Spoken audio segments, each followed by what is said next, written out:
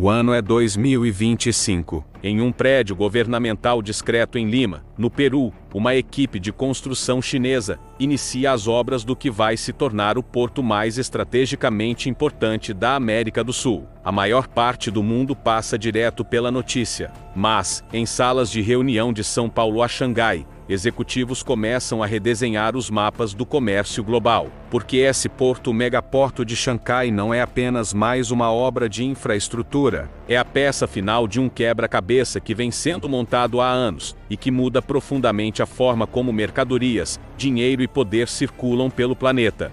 E no centro dessa transformação está o Brasil, silenciosamente se posicionando como a ponte indispensável entre dois oceanos e o ponto de equilíbrio de uma nova ordem econômica. O que está acontecendo é o seguinte: a China precisa movimentar produtos entre a Ásia e a América do Sul de forma mais rápida e barata do que nunca. A rota tradicional contornando o Cabo Roan ou passando pelo Canal do Panamá é lenta, cara e cada vez menos confiável. O Canal do Panamá sofre com secas severas que limitam o tamanho dos navios. A rota pelo Cabo Roan adiciona semanas ao trajeto. A solução da China? Construir um porto no Pacífico, no Peru, e conectá-lo diretamente aos portos brasileiros do Atlântico, por meio de um sistema de estradas, ferrovias e rios que cruza o continente. Isso importa porque estamos vendo, em tempo real, a reconfiguração física do comércio global. $1 trilhão em mercadorias podem mudar de caminho. O equilíbrio de influência econômica nas Américas está mudando. E, diferente das manchetes dramáticas sobre tarifas e sanções, essa transformação acontece por meio de infraestrutura concreto, aço e logística, que definirão o comércio dos próximos 50 anos. Neste vídeo, vamos explicar como funciona esse corredor transcontinental, porque ele deu ao Brasil uma vantagem estratégica inédita, e quem são os vencedores e perdedores surpreendentes dessa nova geografia de poder.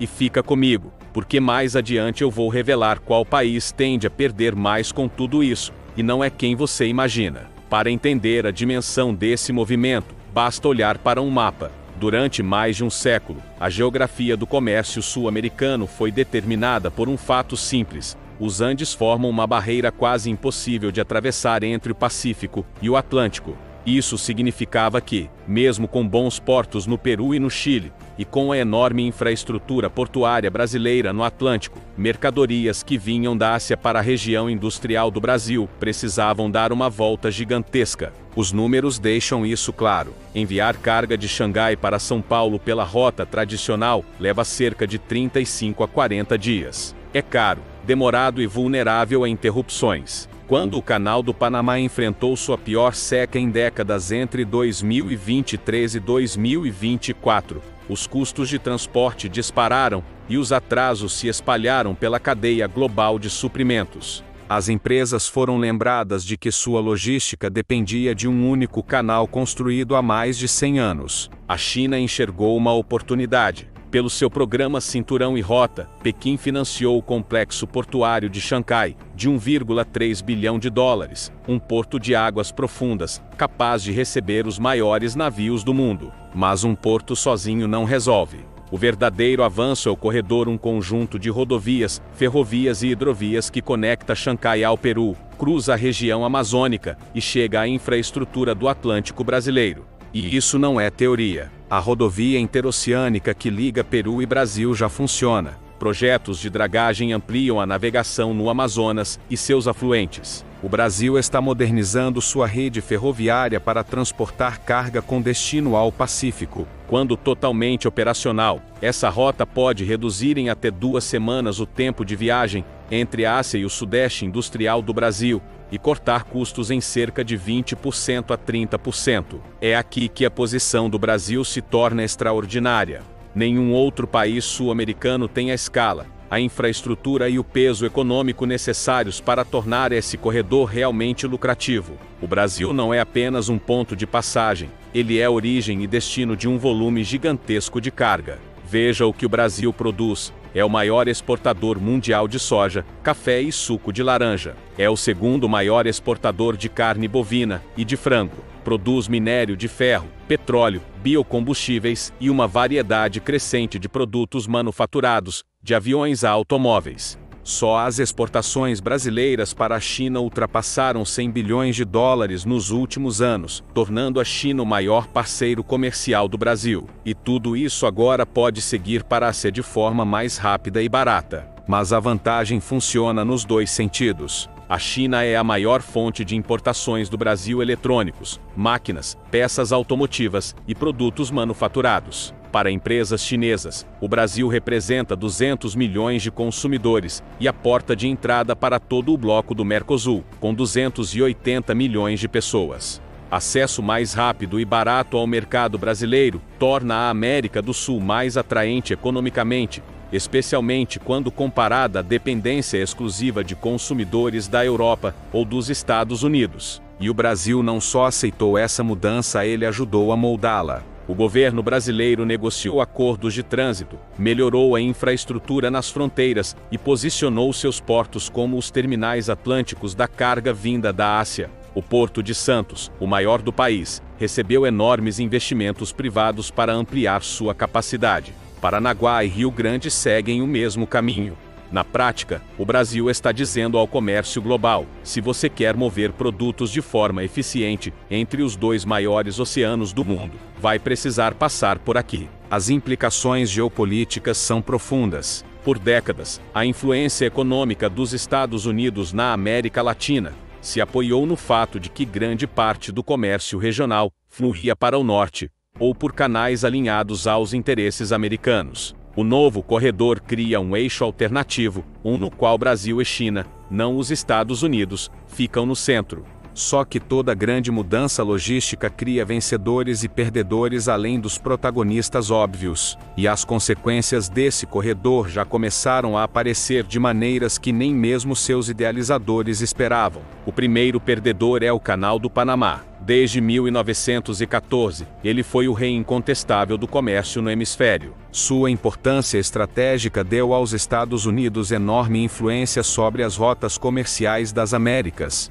Mesmo depois que o Panamá assumiu o controle total em 1999, o canal permaneceu central na estratégia americana, porque muito do comércio vital aos Estados Unidos passava por ali. O corredor transcontinental não substitui totalmente o Canal do Panamá e nem precisa. Basta desviar uma parcela significativa do tráfego. Estimativas sugerem que, dentro de uma década, de 10% a 15% da carga entre a América do Sul e Ásia, dezenas de bilhões por ano, pode simplesmente ignorar o canal. Para o Panamá, isso significa perda de receita. Para os Estados Unidos, perda de influência estratégica. E os Estados Unidos sentem essa mudança. O aumento recente do discurso americano sobre recuperar influência no Canal do Panamá, antes visto como retórica política, agora reflete uma preocupação real com a perda de centralidade. Quando existem rotas alternativas, ameaças de restringir o acesso ao canal deixam de ser um instrumento de pressão eficaz. Mas o efeito profundo está além disso. Infraestrutura cria dependência. Países que integram suas cadeias logísticas ao corredor pelo Brasil também tendem a se alinhar economicamente aos países que o controlam. Não se trata só de soja, mas dos sistemas financeiros, dos acordos cambiais e das relações políticas que surgem ao redor de grandes rotas comerciais. Esse corredor fortalece a lógica econômica dos BRICS, especialmente o movimento para realizar comércio em moedas que não o dólar. E é aqui que surge o vencedor inesperado. Enquanto todos olham para Brasil e China, o país que proporcionalmente mais ganha com essa mudança é o Paraguai. O Paraguai não tem saída para o mar e é cercado por Brasil, Argentina e Bolívia. Durante toda a sua história moderna, seu comércio dependeu dos portos e da infraestrutura dos vizinhos. Mas olhando o mapa do novo corredor, fica claro que as rotas principais passam ao lado ou diretamente por seu território. De repente, um país sem litoral tem opções. O Paraguai já está aproveitando. Suas exportações agrícolas, principalmente soja e carne, estão crescendo. Empresas brasileiras de logística estão se instalando no país para consolidar carga com destino ao Pacífico. Investimentos em infraestrutura vindos do Brasil e da China começam a chegar.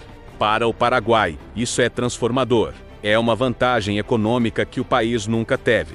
O Peru também sai ganhando, mas não exatamente do jeito que se previa. Xangai traz receita portuária, claro, mas o prêmio maior é a possibilidade de Lima virar um polo logístico continental. Zonas econômicas especiais peruanas já estão atraindo armazéns e manufaturas leves, focados em servir como pontos de consolidação entre importações asiáticas e distribuição sul-americana. Empresas estão apostando que estar na entrada pacífica desse corredor oferece vantagem competitiva de longo prazo.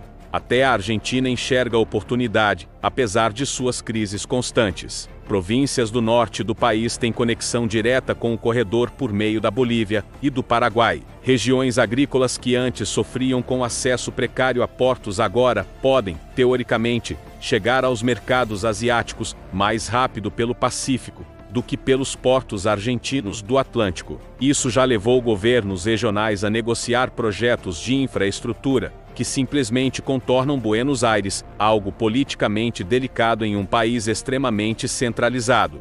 E, olhando o panorama geral, percebemos a mudança sistêmica. A economia global está se descentralizando fisicamente. Por 70 anos, a ordem do pós-guerra se apoiou em algumas realidades fixas: o domínio do comércio transatlântico, a centralidade do Canal do Panamá e o poder naval dos Estados Unidos, garantindo rotas, em termos favoráveis ao Ocidente. Esse novo corredor segue outra lógica. Aqui, as rotas comerciais importantes não dependem de gargalos tradicionais controlados pelo Ocidente. Não é que a China passe a controlar militarmente o novo caminho, é que a própria existência da rota reduz a importância dos antigos pontos estratégicos. O poder passa a ser distribuído. Isso combina perfeitamente com a estratégia dos BRICS. Brasil, Rússia, Índia, China e África do Sul, junto com novos integrantes como Irã, Egito e Emirados Árabes, não tentam substituir o sistema econômico ocidental com uma cópia centralizada. Eles estão construindo mecanismos paralelos de infraestrutura, finanças e comércio, que permitem que as trocas fluam por múltiplos caminhos. O corredor é a forma física dessa multipolaridade. Para formuladores de política no Ocidente, isso é desconfortável. É fácil lidar com um mundo onde poucos pontos estratégicos, Suez, Hormuz, Panamá, concentram o poder. Muito mais difícil é lidar com alternativas se multiplicando. Você não consegue sancionar ou bloquear uma rede distribuída sem pagar um preço enorme.